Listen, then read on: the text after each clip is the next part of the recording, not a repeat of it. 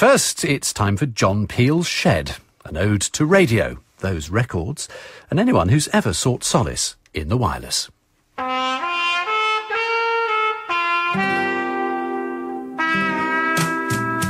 me that bottle of red wine. I'll drink it here in the sunshine. Pavement cement to the sea.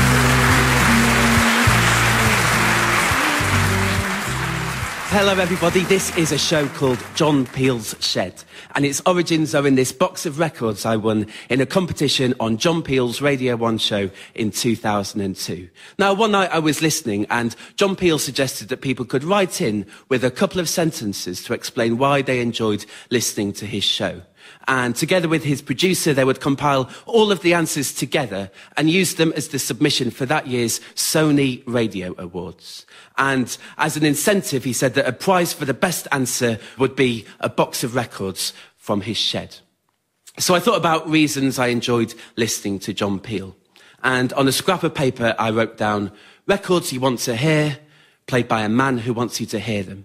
And I found an envelope and a stamp, and I went and posted it that night and didn't really think about it again until a couple of weeks later when I got a phone call from John Peel's producer, Louise, to say that I'd won. And it was really exciting. We arranged for this box of records to be delivered.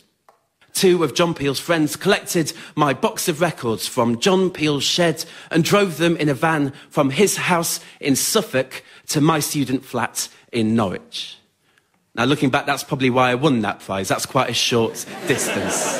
It's convenient. And these two guys, they carried the box of records into my front room. And excitedly, the three of us looked through to see what was in there, to pick out anything that looked exciting or something that we recognised. And we found artists like Screaming Lord Sutch. I'm a rockabilly man.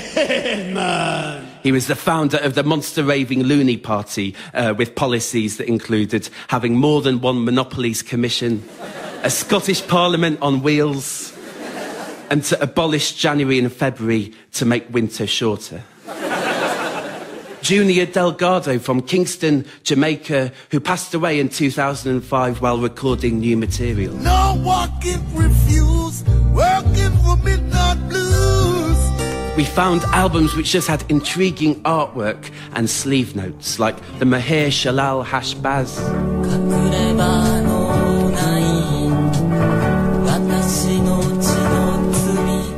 They were a group of Japanese jazz musicians who made their records on vineyards. But most excitingly, there was Oizone, a boyzone punk cover band. It's not time to make a change, just relax, take it easy, you're still young, that's the fault, there's so much you have to know. And I read out their track listing, as well as covering boyzone songs like Words, Love Me For A Reason, and Father and Son. There were versions of C'est La Vie by Bewitched and Earth Song by Michael Jackson. And these two guys, they were really excited by this, and they said, you've got to play Oizone, we've got to hear what they sound like. And I had to admit that I didn't have a record player. I didn't know I was about to win this cool box of records, and they seemed really disappointed by this. So I suggested that instead we go to the pub round the corner from my flat.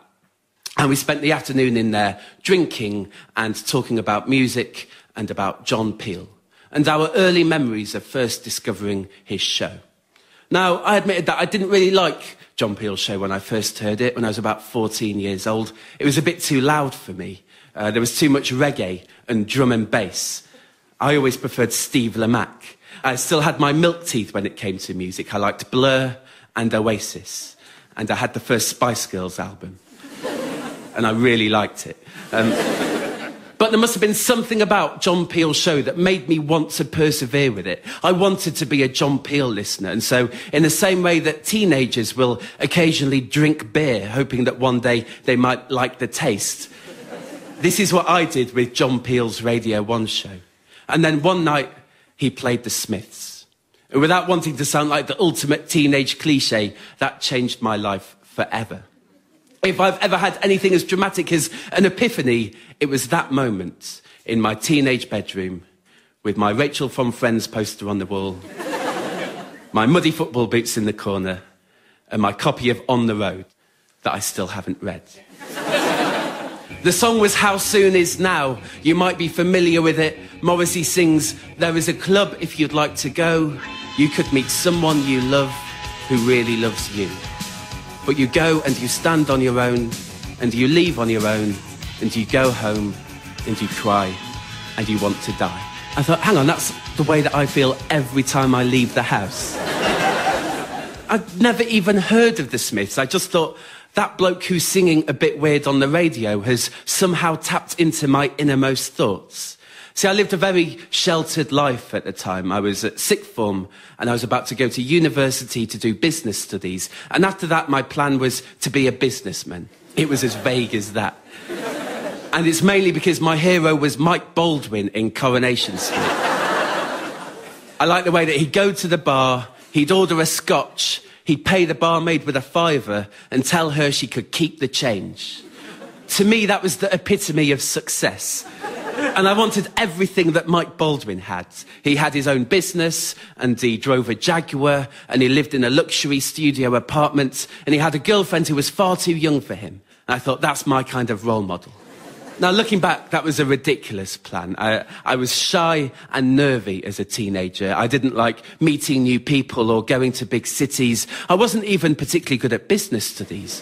But I didn't think that any of that mattered, because there'll be this thunderbolt moment. There'll be this metamorphosis where one morning you just wake up either on your 18th birthday or the day you've left your mum and dad's house, and you've suddenly acquired these life skills and this maturity and confidence and an innate understanding of what makes a convincing handshake. Luckily, my plan to be a businessman didn't get the chance to progress much further, because at about the same time that I first heard the Smiths, we started to read Philip Larkin poems in our English literature class. They both shared this brittle, fragile outlook on life. And looking back now, I realised that it's the first time I'd ever been aware that you're allowed to be a grown-up and be shy. I'd never realised that before. And it was such an exciting discovery. It meant that I didn't have to change. I could stay the way I was. And I felt so much more similar to Philip Larkin and Morrissey than I did to Mike Baldwin, and to the others in my business studies class, and to my next door neighbour who worked for British Gas and had 3 Alsatians. I became a regular John Peel listener, and this really helped me with this transition. And it wasn't just the music that John Peel played that I loved about his show. It was the emails and letters he read out from his listeners. There was Alan decorating his dining room. There was Ian, who recorded the show at night and listened to it on his milk float the next morning. And there was Duncan and Katie doing a different jigsaw puzzle on their kitchen table every night while listening to John Peel. And Jamie, making dinosaur sculptures in his basement. And soon I found myself in a routine, just as so many of John Peel's listeners were. I'd make sure that whenever his show was on, I'd make sure that all of my work had been finished that evening, so that at 10 p.m, I would have nothing to do but listen to John Peel. I started to borrow books from my dad's bookshelves for the first time. Simon Armitage, Ian McEwan, Graham Greene short stories. And it was at that desk that I first started to write poems and stories myself, all of them influenced by the music and lyrics that were coming through my headphones. And it was there that I first heard bands like the Ramones and Joy Division and Hefner. And the more I listened, the more it legitimised what I was doing. And I felt part of something in this community of John Peel listeners in a way that I'd never felt part of something at school or at sixth form. So radio has always played a big part in my life. I remember when I was about 8 years old, I was in the car with my mum and we were listening to Terry Wogan. And he read out a letter from a lady who had sent her grandchildren Christmas cards. And she'd written inside, "Buy your own presents." And only weeks later found the gift vouchers she'd forgotten to enclose. I remember when Steve Wright in the afternoon read out the factoid that St John's Wood is the only tube station that doesn't contain any letters of the word mackerel. That blew my mind. And one night I was listening to Tommy Boyd's show on Talk Sports, and a lady phoned in to tell him the story about a time she bought a Kit Kat at a train station. And she got on the train, opened up her Kit Kat, snapped off the first piece, and put the rest of the Kit Kat on the table in front of her. But sitting opposite was a skinhead. And without saying anything or making eye contact, he reached across, snapped a piece off for himself, put it in his mouth and put the rest of the Kit Kat on the table in between the two of them. And she was really intimidated. She didn't know quite how to respond. So tentatively, she picked up the Kit Kat, snapped off the third piece for herself and ate it.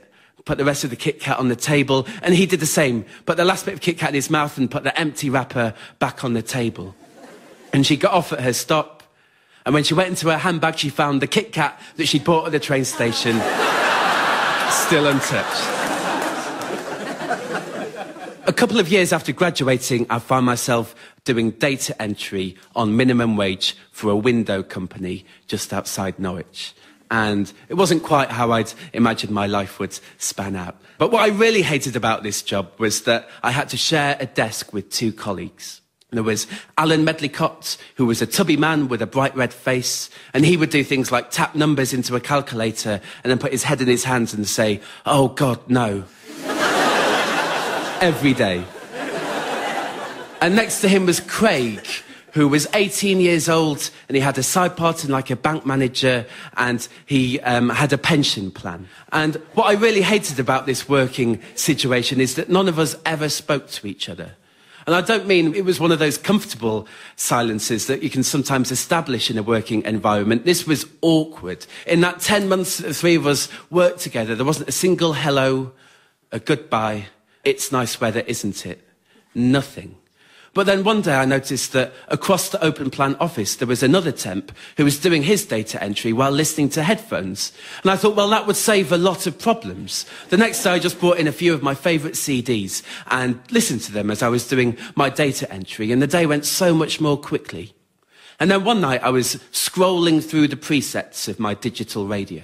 And I realised how much radio existed that I had never listened to and would likely never get the chance to hear. And so that's when I had the idea that I would listen to a different radio station every day. From the moment I woke up, through my day at Anglia windows until I went to bed that night, I would listen to a different radio station. See, my life was boring.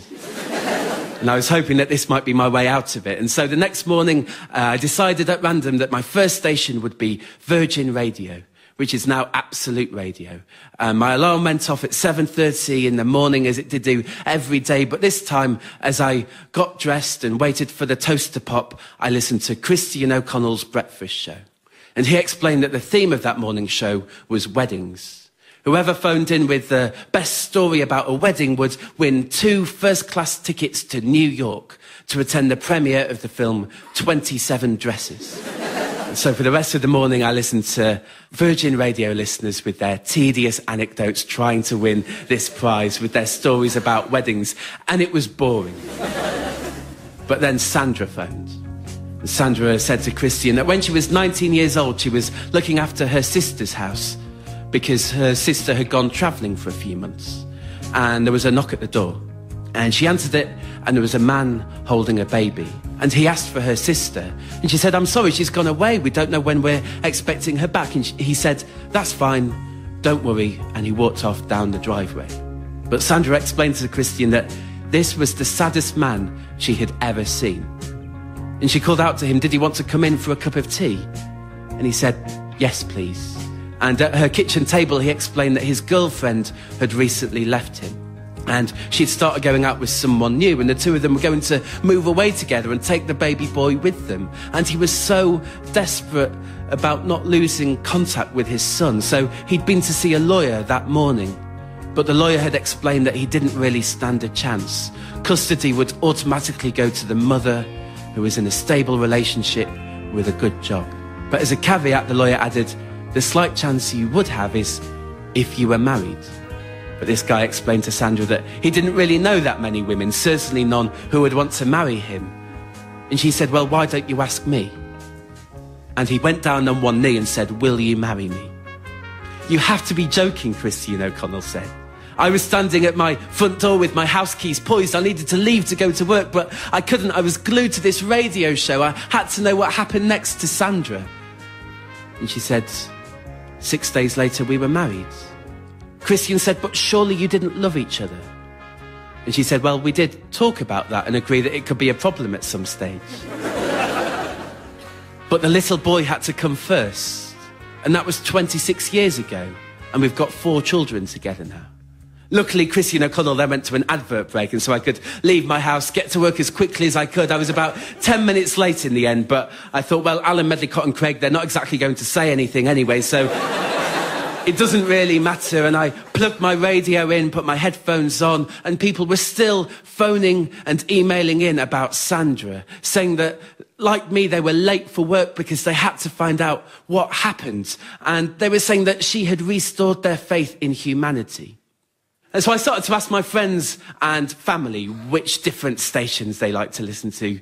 Everyone had a suggestion. And the station which was mentioned most frequently was Resonance FM, a community station in London. And at 11 p.m, there was a show called The Glass Shrimp, which was 2 presenters playing obscure music from Ukrainian electro through to Half Man, Half Biscuit and John Cooper Clarke. The hipster in his hired hat, drive a borrowed car, yellow socks and a pink cravat, nothing la-di-da.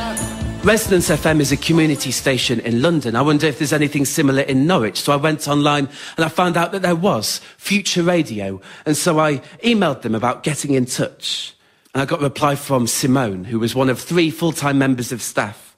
And she told me that she would love to talk to me about radio, about getting involved. And so I went in 2 days later. And as soon as I was at Future Radio, I realised that I was surrounded by something special.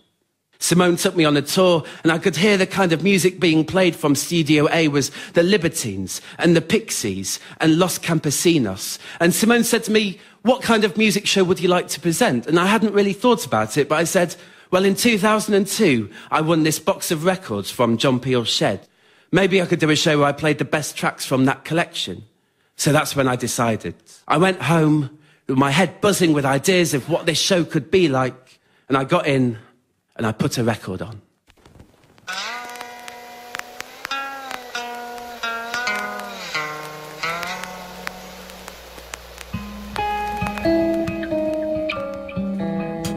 And as soon as I could, I booked a week off from Anglia Windows, so that instead of doing my beloved data entry, I could go to Future Radio with my rucksack of records, where Simone taught me how to use the faders and the decks, and that headphones are called cans. And a corner of my front room became devoted to this box of records. It's where it became littered with takeaway trays and empty bottles of wine and notebooks where I was writing the names of the tracks I wanted to play, because I decided I was going to listen to every track in the collection, because I knew how lucky I was to own this box of records.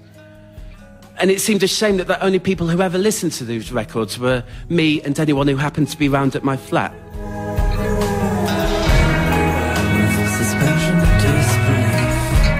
So I stayed up late, all night, every night, listening to these tracks from this record collection. One of my favourite albums in the collection is by Atom and His Package. The most remarkable thing about you standing in the doorway is that it's you. And then you're standing in the doorway and you smile. A punky band with quirky lyrics. And titles of Atom and His Package songs include Tim Allen Isn't That Funny, Pumping Iron for Enya, and The Palestinians Are Not the Same Thing as the Rebel Alliance Jackass. But I found out that it's not a band, it's just one man, Adam, who had to retire from the music industry when his asthma got too bad. And now he's a chemistry teacher in Pennsylvania. This kind of thing fascinated me. There were so many hopes and dreams in my box of records. Planning the radio programme gave me this confidence as well. I loved having this purpose at home, listening to the records from John Peel's Shed, because sometimes music is hard to enjoy passively. It can need a context. And this was something community radio could supply. When I got back to work after my week at Future Radio, I realised that something had changed. When I arrived at the office at 9 o'clock every morning, I wasn't just shuffling to my desk awkwardly, staring at the carpet. I was in a good mood. I was smiling and chatty. I was saying hello to people I would otherwise have ignored. Simple things like saying good morning to people. Not Alan, Medlicott and Craig, they were dead to me. And on one occasion, I needed to do some stapling. And I thought, well, I'm not going to borrow a stapler from just anyone. I'm going to borrow one from Poppy. Now, Poppy was the most beautiful girl in the office. Everyone was slightly in love with her. She had long blonde hair, and she often wore bright red tights, and she drove a Toyota Yaris, and she was 6 months older than me. I know because I'd looked up her date of birth on the intranet. And I'd never spoken to her, but I thought, well, let's go and see what happens if I try. And I walked to her desk and I said, can I borrow your stapler, please? And she said yes, not unreasonably. And I went back to my desk and I did my stapling and I returned it to her and I said, thank you. And I thought, well, that's something. And the next day, we passed each other in the corridor as we had done every day, but this time she said hello to me. And I said hello back. And the next day, it was the first sunny day of spring. And I noticed that Poppy had gone outside on her lunch break and she was sitting on the bench outside the office eating her packed lunch. So I thought I would go and join her. And sitting next to her as she ate her pasta salad from her Tupperware box, we just sat there in silence until she got a Kit Kat out. And I said, I know a funny story about a Kit Kat. I told her the story on Tommy Boyd's show, and I told her about St. John's Wood and mackerel. I didn't tell her about Terry Wogan and Buy Your Own Presents. I was saving that one for special. And the next day I noticed that Belle and Sebastian were doing a gig in Norwich. And I thought, I've got to go and ask Poppy if she wants to come and see Belle and Sebastian with me. It would be the perfect thing to do. And it seemed realistic because we were getting on well. We were making each other laugh. And all girls love Belle and Sebastian. That's something I've learnt about music. On a beach tree really come and she loved me. Why did she do it? Was she scared? Was she bored? So the next day she was sitting on a bench in the sunshine, eating her pasta salad, and I went to join her. But I was just too scared to ask if she wanted to go to the gig with me. And I went home so disappointed. There was nothing I wanted more than to watch Belle and Sebastian with Poppy. And the next day we passed each other in the corridor as we were still doing every day, and she said hello and I said hello, but again I didn't dare ask her. And the next day it was a team meeting and I sat in the same chair that I always sat at the back by myself, but she came and sat next to me and there was a big long silence before the meeting started, and I knew I should have been making the most of that silence and asking her if she wanted to go and watch Belle and Sebastian with me, and I didn't, and I knew that it was my missed opportunity. I had to find the courage and I just hadn't, and I went home so disappointed. But then the next day I was sacked and I never saw her again. Being unemployed wasn't too much of a problem. It meant I had time to devote to doing my favourite things in life, reading and writing and listening to loud music. But before long, I needed to find a job again. This time, I found one in a warehouse of a clothes shop in Norwich. And there were just the two of us who worked in there. It was me and a lady called Joanna. She'd worked there for quite a few years. And on my first day, she said to me, it can be painful and it's tiring and it's stressful and the management treats us badly. And I really hate it. I really want to quit. But the good thing is we get to listen to Radio 1 every day. And I thought about quitting there and then. But something surprising happened in that warehouse. Just like with Stockholm Syndrome, where people who've been kidnapped fall in love with their captors. I started to really enjoy listening to Radio 1. I didn't mind the repetitive playlist, and I really liked even listening to Chris Moyles. I could see why people would want to listen to it every day. And so for the first time since I was a teenager, Radio 1 was playing a big role in my life. And Joanna told me that she'd been working there for like 15 years, and in all of that time she'd never even considered listening to anything other than Radio 1. And I realised it would have been in that warehouse where Joanna will have been working, sitting on a kickstool, putting security tags into skirts when bombs went off on the London Underground, when planes crashed into the World Trade Centre. I could imagine her hearing the breaking news. She'd have rushed out onto the shop floor to tell her friends and her colleagues that something had happened, and they would all have stopped work, come into the warehouse, crowded around the radio and listened. What I thought was the antithesis of everything good about radio was actually the exact reason radio can be so special. Listening to the same station while you're at work, sharing moments with people you care about. That's where Joanna would have been when it was announced that John Peel had died, when Teenage Kicks was played every hour and the presenters were barely able to articulate their words. I was living in Vienna when I heard that John Peel had died. I was teaching English for a year in a school, and I finished the lesson and I checked my phone and I had 8 text messages all telling me the same piece of news. A couple of weeks later, Radio 1 had their first ever John Peel night, where they devoted their entire schedules to the music loved by John Peel. And they had guests like the White Stripes and Damon Albarn playing some songs and talking about the influence John Peel had had on them. Now, I couldn't listen to this show because I was in Vienna and it was before the iPlayer.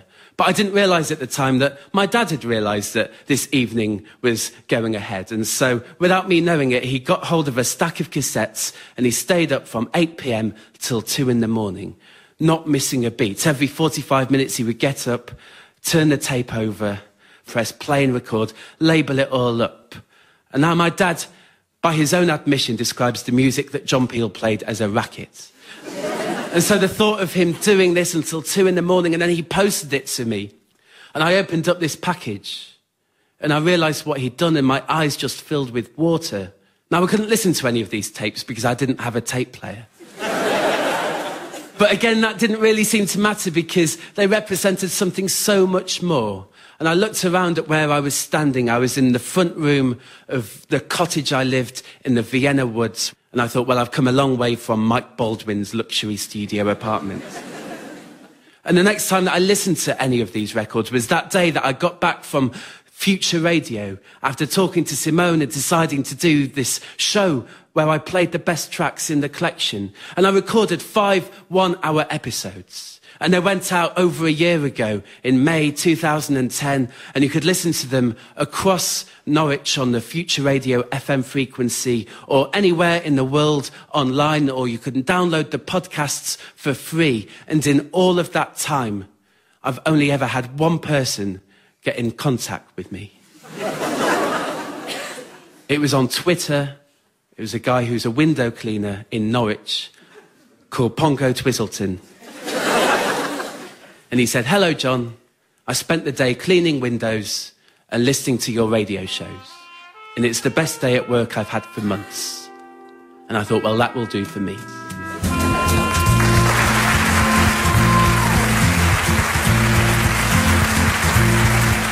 John Peel's Shed was written and performed by John Osborne and was produced by John Pocock.